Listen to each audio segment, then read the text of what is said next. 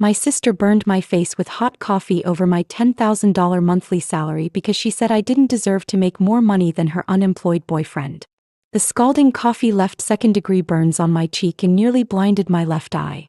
What I did next ruined her life. I had been secretly recording her drug-dealing business for months, so I sent all the evidence to the D, got her arrested at our family Christmas dinner in front of 30 relatives, and used my salary to hire the best lawyer to make sure she got maximum prison time. She's now serving 15 years and her boyfriend left her the day she got sentenced. Well, let's go. My name is Karen Douglas and I'm 26 years old. 3 months ago, I thought I had the perfect family relationship with my older sister Tanisha. That was before she threw scalding hot coffee directly at my face because I made more money than her unemployed boyfriend. "You don't deserve that job," she screamed, her voice echoing through our childhood kitchen. The ceramic mug shattered against the tile floor as the burning liquid dripped from my cheek. "Malik has been looking for work for 2 years and you just waltz into some fancy tech company making $10,000 a month? It's not fair."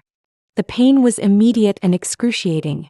My left eye began swelling shut as blisters formed along my jawline. Through the agony, I watched my sister's face transform from rage to horror as she realized what she'd done. But instead of apologizing, she doubled down. "Maybe now you'll understand what it feels like to have your life ruined," she hissed, grabbing her purse. "Don't expect me to feel sorry for you." As I stumbled to the bathroom mirror, staring at the angry red burns spreading across my face, something inside me shifted. This wasn't just sibling rivalry anymore. This was assault. The sister who used to braid my hair and protect me from neighborhood bullies had just tried to blind me out of pure jealousy. I called 911 with shaking hands, but as the paramedics treated my second-degree burns, a darker thought began forming. Tanisha had crossed a line she could never uncross. And I knew exactly how to make her pay for it. What she didn't realize was that I'd been documenting her illegal activities for months, waiting for the right moment to act. The emergency room doctor confirmed my worst fears. "Second-degree burns on approximately 15% of your face," Dr. Martinez explained, gently cleaning the wounds. "You're extremely lucky your eye wasn't permanently damaged. Another inch higher and you could have lost your vision entirely." My mother rushed in, tears streaming down her face. "Baby, what happened?" Tanisha called crying, saying there was some kind of accident. "Accident?" I interrupted, my voice hoarse from screaming. "Mama, she threw boiling coffee directly at my face because she's jealous of my salary. This wasn't an accident." The police officer taking my statement looked up from his notepad. "Ma'am, are you saying this was intentional assault?" Before I could answer, Tanisha burst through the hospital doors with Malik trailing behind her. She looked genuinely distraught, mascara streaked down her cheeks, but I wasn't buying it anymore. "Karen, I'm so sorry. I didn't mean for it to be that hot, I was just so angry and—" "You threw a full mug of coffee at my face," I said flatly. "What exactly did you think would happen?" Malik stepped forward, his voice defensive. "Look, she made a mistake. But you've been rubbing your success in our faces for months. Maybe if you weren't so stuck up about your little computer job." "My little computer job?" The rage was building again. "I work 60 hours a week as a software engineer.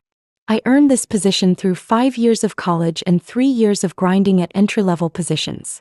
Meanwhile, you've been sitting on my sister's couch playing video games for 2 years straight." The officer cleared his throat.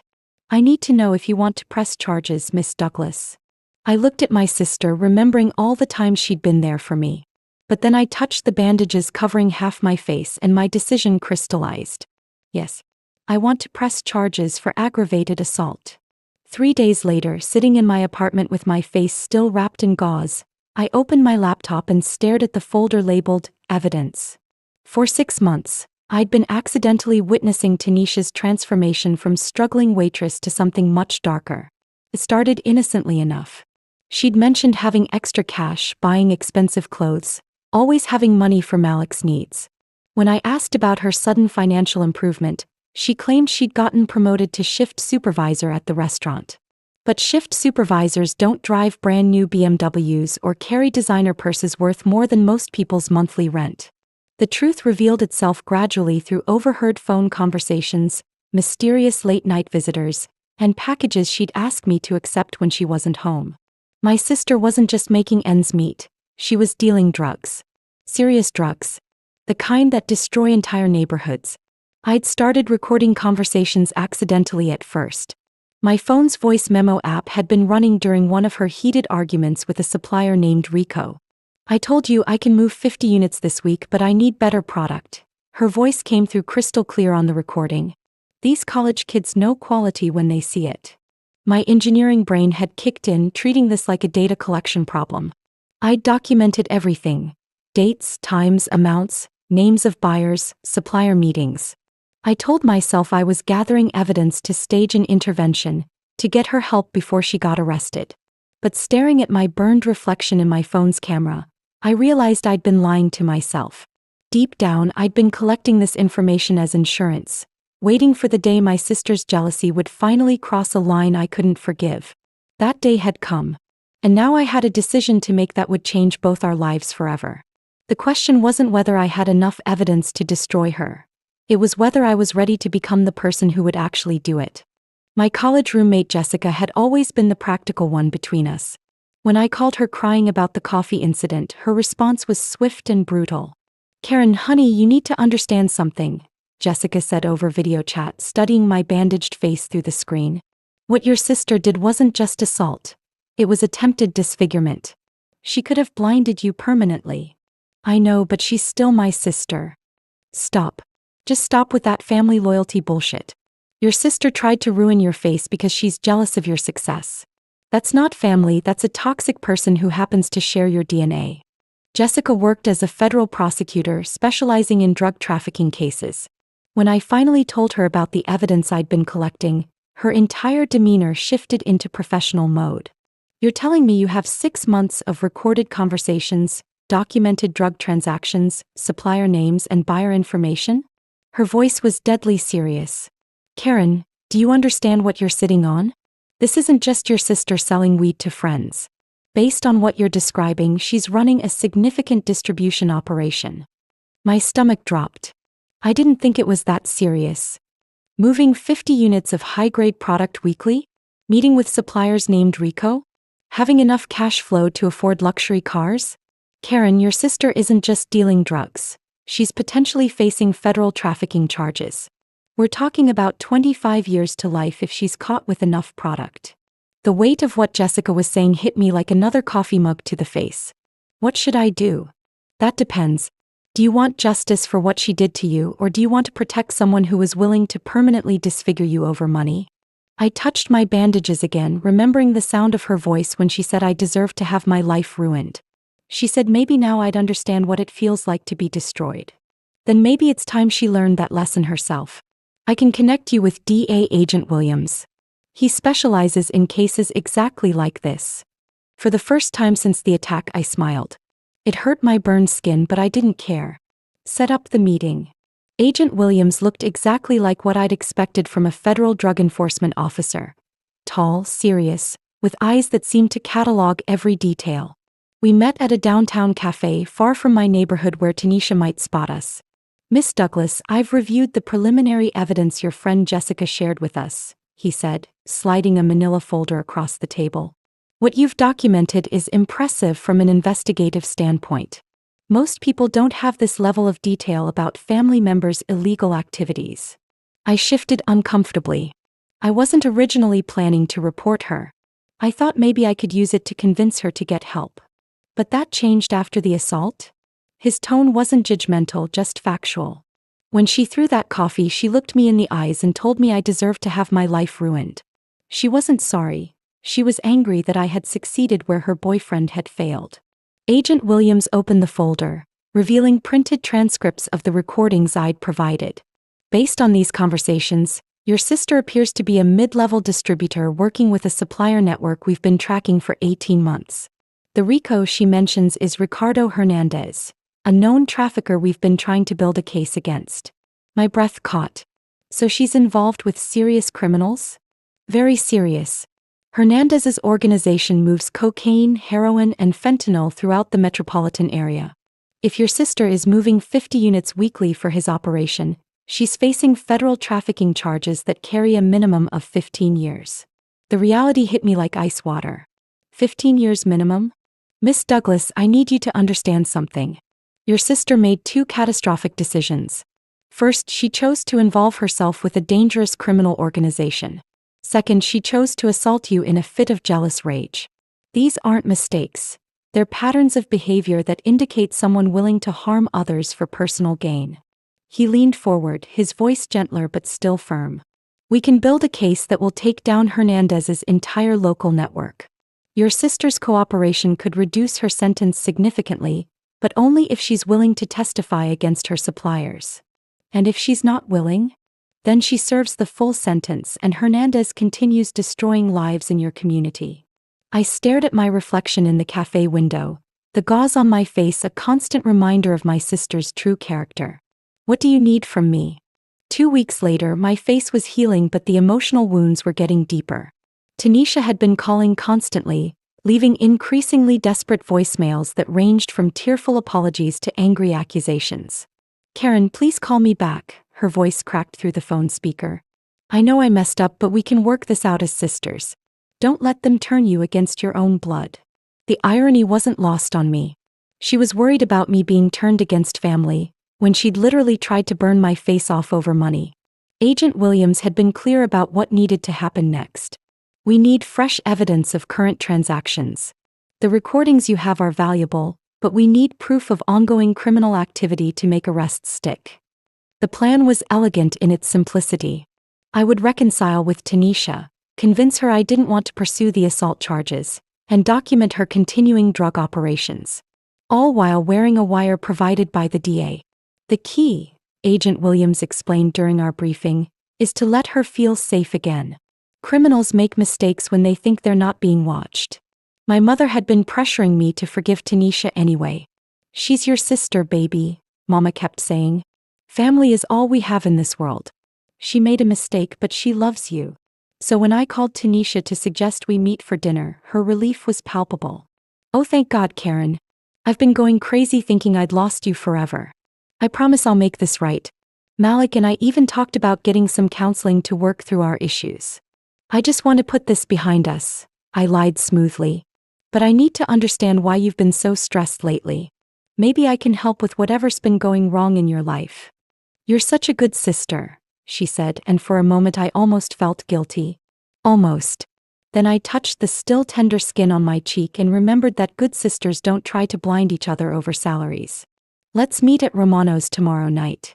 7 o'clock. We'll talk about everything. As I hung up, I wondered if she would have shown me the same mercy I was pretending to offer. Somehow I doubted it.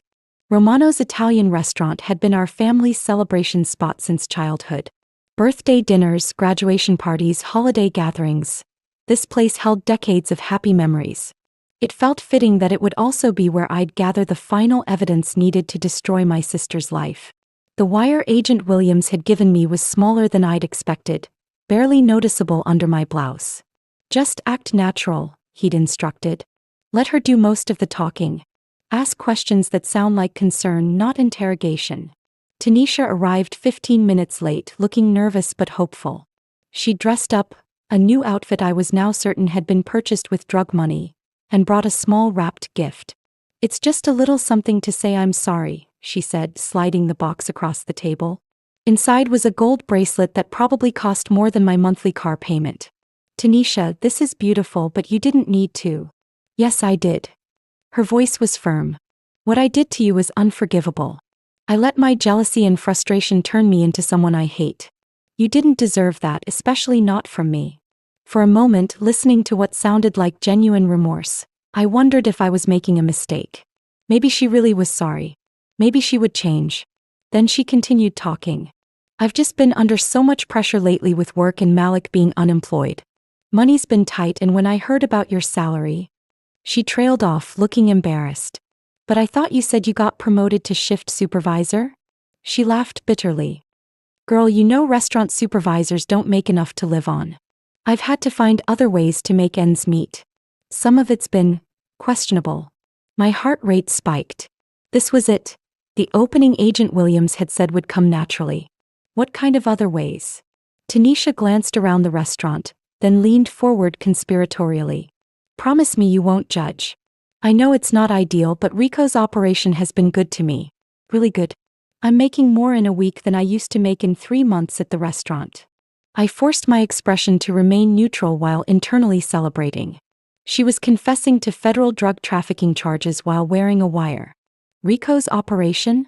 Distribution work. It's not as dangerous as it sounds, and the money is incredible. That's how I afforded the car, this bracelet, everything. I wanted to tell you before, but I knew you'd worry. I was recording my sister casually discussing drug trafficking like it was a legitimate business opportunity. The D was going to love this. Distribution work? I asked, keeping my voice carefully neutral. What exactly does that mean? Tanisha looked around nervously again, then pulled her chair closer. Look, I know how it sounds, but it's not like street corner dealing or anything dangerous like that. Rico runs a sophisticated operation. I mostly handle college campuses and young professionals. Clean clientele, good money, minimal risk. The wire pressed against my ribs as I leaned forward, playing the concerned sister role perfectly. But isn't that still illegal? Technically, yes. But Karen, I'm making $8,000 a week sometimes. $8,000. Do you know what that means for someone like me? For someone who's been struggling paycheck to paycheck her whole life. She was so animated now, so excited to finally share her secret success with someone, that she didn't notice the horror I was struggling to hide. My sister was moving enough product to earn $8,000 weekly. Agent Williams had said that level of income suggested serious trafficking volumes. How long have you been doing this? I managed to ask. About 8 months now. Started small, just helping Rico with some deliveries. But I'm good at it, Karen.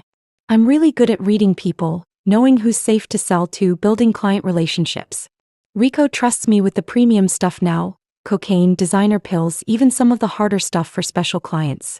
I felt sick. This wasn't just marijuana dealing. She was trafficking cocaine and other hard drugs. The minimum sentencing guidelines for that level of operation were even worse than I'd feared. Don't you worry about getting caught? Tanisha waved dismissively. Rico's got connections. Police, judges, even some federal people. As long as we're smart about it and don't get greedy, we're protected. Besides, I've been careful to keep it completely separate from family. You and Mama don't know anything, so you're safe. The irony was devastating. She'd been protecting me from her illegal activities while simultaneously planning to burn my face off over my legitimate career success. The only reason I threw that coffee, she continued, was because I was scared you'd judge me if you knew how I was really making money. I was projecting my own guilt about my choices onto your success. She reached across the table and grabbed my hand. But talking about it now, I feel so much better. Maybe I can even bring you in on some of the safer deliveries. You could make your $10,000 monthly salary in a single weekend. I stared at my sister, realizing she was now attempting to recruit me into federal drug trafficking. The woman who'd assaulted me out of jealousy was now trying to make me an accomplice to her crimes. That's a lot to think about, I said carefully. Agent Williams called me 3 days after the wire recording. Miss Douglas, what your sister gave us is extraordinary. She confessed to trafficking cocaine and other Schedule I narcotics, named her supplier, described the protection network, and even attempted to recruit you as an accomplice. So you have enough to arrest her? More than enough. We have sufficient evidence to arrest her, Rico, and potentially uncover the entire protection network she mentioned. But I want to give you one final opportunity to consider the consequences. I knew what he was getting at. You're asking if I want to back out. I'm asking if you understand that once we make these arrests, there's no going back. Your sister will likely serve 15 to 20 years minimum. Your family relationships will be permanently altered.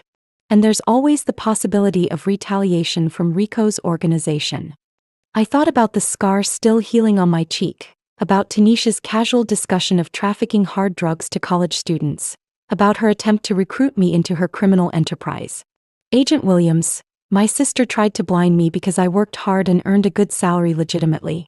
When given the chance to apologize and change, she instead confessed to running drugs and tried to make me a criminal too. She made her choices. Now I'm making mine. Understood. We'll make the arrest this Sunday. This Sunday? But that's Christmas dinner at my mother's house. Yes, ma'am. We've found that holiday gatherings provide the best opportunity to arrest suspects when they feel safe and surrounded by family. It also sends a clear message to other family members about the consequences of criminal behavior. The thought of my sister being arrested in front of our entire extended family, aunts, uncles, cousins, grandparents, should have made me feel guilty. Instead, I felt a cold satisfaction. She'd humiliated me by burning my face over my success. Now she'd be humiliated in front of everyone who mattered to both of us. Will you need me to identify her? No, Miss Douglas. We know exactly who Tanisha Douglas is. But we would like you to be present when it happens. Your testimony will be crucial for the prosecution, and seeing you there will make it clear to everyone that this arrest is the direct result of her assault on you. I'll be there. As I hung up, I realized I was actually looking forward to Christmas dinner for the first time in months. Christmas morning at Mama's house was exactly like every year. Chaos, laughter, and the smell of turkey filling every room. 37 family members packed into a house meant for maybe 15, kids running everywhere. Adults catching up on a year's worth of gossip. Tanisha arrived with Malik around noon, carrying expensive presents and wearing another new outfit I was certain came from drug money. She hugged me carefully, mindful of my still healing face, and whispered, "Thank you for giving me another chance, sis." "Of course," I replied, thinking about the DEA agents positioned outside. The family gathered around as presents were opened. Tanisha had bought extravagant gifts for everyone, designer purses for the women, expensive electronics for the men, premium toys for the children. Our cousins kept commenting on her generosity. "Girl, how are you affording all this on a waitress salary?" Cousin Michelle asked, admiring the Kate Spade bag she'd received. "I've been working a lot of overtime shifts," Tanisha lied smoothly.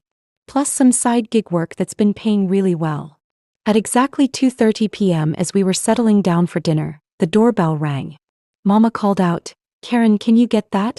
Probably one of your cousins forgot something in their car." I opened the door to find Agent Williams and 4 other federal agents in tactical gear. He announced loudly enough for the entire house to hear.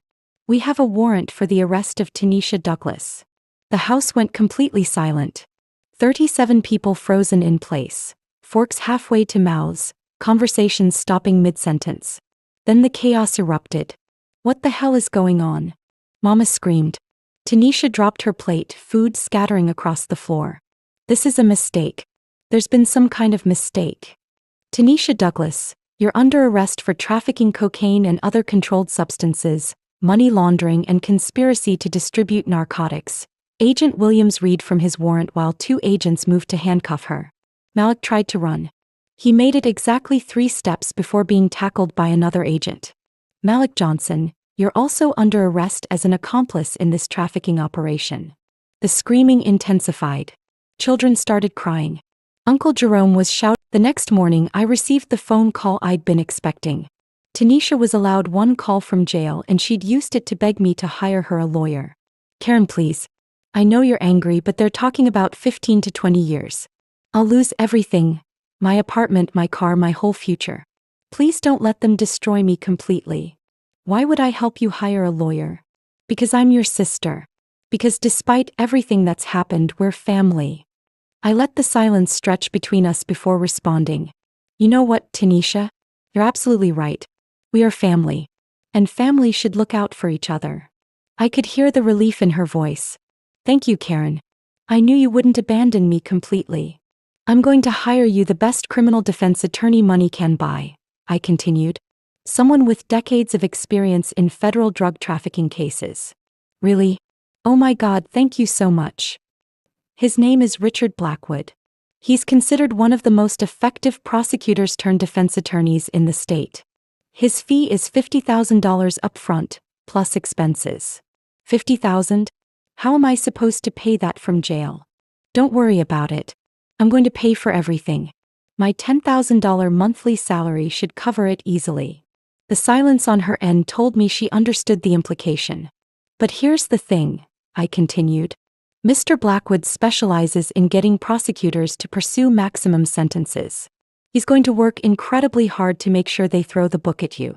Every enhancement, every aggravating factor, every possible additional charge. He's going to be the most effective lawyer at ensuring you serve the absolute maximum time allowed under federal sentencing guidelines." "What are you saying?" "I'm saying I'm going to spend my money making sure you get the best legal representation possible. The kind that will guarantee you serve every single day you deserve to serve." I hung up and immediately called Richard Blackwood's office. What Tanisha didn't know was that I'd researched him extensively. He was indeed one of the best lawyers in the state, but his specialty was working with prosecutors to secure plea deals that involved maximum cooperation from defendants. His job wouldn't be to minimize her sentence. It would be to convince her to testify against Rico and his entire network in exchange for a reduced sentence that would still put her away for 15 years minimum. Either way, my sister was going to prison for a very long time. The only question was whether she'd take down other drug dealers with her. 6 months later, I sat in federal court watching my sister learn her fate. The proceedings had been swift and brutal. Rico's entire network had collapsed after Tanisha's testimony, leading to 17 additional arrests. The prosecution had been thrilled with her cooperation. Her lawyer, Richard Blackwood, had indeed been worth every penny I'd paid him. He'd negotiated a plea deal that took her sentence down from a potential life term to exactly 15 years, with the possibility of parole after 12. "Miss Douglas," Judge Patterson said, looking down at my sister with obvious disgust, "your crimes represent a particularly troubling combination of greed and disregard for community safety. You profited from distributing substances that destroy families and ruin lives, all while maintaining a facade of legitimate employment." Tanisha stood between her attorney and a public defender who'd assisted with the case, wearing an orange jumpsuit and handcuffs. She'd lost 30 pounds during her months in jail awaiting trial, and looked years older than her actual age. "However," the judge continued, "your cooperation with federal authorities has led to the dismantling of a significant trafficking network and the arrest of multiple higher-level dealers. This cooperation demonstrates some recognition of the harm you've caused." I watched my sister's face as she listened to her fate being decided. She'd been crying through most of the proceeding, but now she just looked numb. "Taking into account your cooperation, your lack of violent criminal history, and the recommendations of both the prosecution and defense, I hereby sentence you to 15 years in federal prison, followed by 5 years supervised probation." The gavel came down with finality. 15 years. My sister would be 42 when she was released, assuming she served the full sentence. As she was led away, Tanisha turned to look at the gallery where I was sitting with our mother. Mama was sobbing uncontrollably, but I sat perfectly still, making eye contact with my sister one final time. She mouthed something I couldn't quite make out. It might have been, "I'm sorry," or "I love you," or even "I hate you." It didn't matter anymore. Malik had received 7 years for his role as an accomplice. His sentencing had been the week before, and according to courthouse gossip, he'd broken up with Tanisha in a letter delivered to the jail the same day she was convicted. Walking out of the courthouse, I felt something I hadn't experienced in months: complete peace. The sister who'd tried to blind me over jealousy was gone. The woman who'd confessed to trafficking hard drugs to college students was paying the price. The person who'd attempted to recruit me into federal crimes was never coming home. Justice, it turned out, was a beautiful thing. 1 year later, I was promoted to senior software engineer with a salary increase to $15,000 monthly. The scar on my cheek had faded to a thin white line that was barely visible unless you knew to look for it. But more importantly, the emotional scars from my sister's betrayal had healed into something stronger. Mama still asks when I'm going to visit Tanisha in prison. "She's your sister, baby. She made mistakes, but she's still family." I always give her the same answer. She stopped being my sister the moment she decided my success was worth destroying my face. What happened to her after that was just consequences. The truth is, I sleep better now than I have in years. There's something profoundly liberating about removing toxic people from your life, even when those people share your DNA. Especially when they share your DNA because family members who hurt you get away with it the longest. Last month, I received a letter from Tanisha. She'd been transferred to a federal facility 3 states away, where she was apparently taking college courses and participating in rehabilitation programs. The letter was 12 pages long, full of apologies and explanations and promises to be a better person when she got out. I read it once, then threw it away without responding. My new apartment has floor-to-ceiling windows that let in beautiful natural light, a kitchen island perfect for hosting friends, and most importantly, a security system that ensures dangerous people can't just walk in and assault me. Sometimes people ask if I regret what I did to my sister. The question always puzzles me because it assumes I did something to her. I didn't assault anyone. I didn't traffic drugs. I didn't lie to family members or live a double life or try to recruit relatives into criminal enterprises. All I did was tell the truth about someone who'd shown me exactly who they really were. The DA did the rest. Tanisha will be eligible for parole in 11 more years. She'll be 41 years old with a federal felony record and no legitimate work experience from her 30s. I'll be 37 at the peak of my career, probably married with kids, living my best life. Some people might call that cruel. I call it justice. And after everything I've been through, I'm completely at peace with the difference. The best part? Every morning when I look in the mirror, I see someone who learned the most important lesson of all. When people show you who they are, believe them the first time. And when they try to destroy your face out of jealousy, make sure they never get a second chance to finish the job. So yeah, that's how it all played out. I keep wondering, was I wrong or would you have done the same?